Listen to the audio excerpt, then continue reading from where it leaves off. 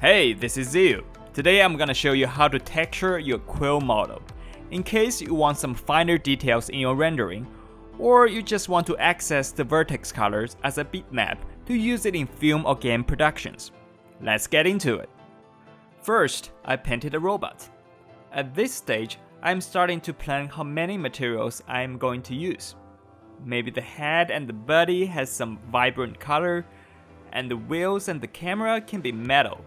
I don't know, just put some colors there. And then I made a simple animation. The robot is turning the head. I exported the animation as a Alembic file. Import it into any 3D software, in this case, Cinema 4D. It's looking good. If you don't know how to set it up, please refer to my previous tutorials. Good, now let's UV unwrap it. Make a copy of this file, make it editable. You can use any software to UV unwrap a model. I use the automatic UV unwrapping tool in Cinema 4D.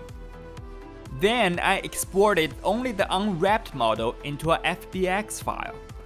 Remember to copy my settings here. Then let's fire up Substance Painter. Click New, select the model, click OK. To make it double-sided, go to the shader setting and change it into this one. Good.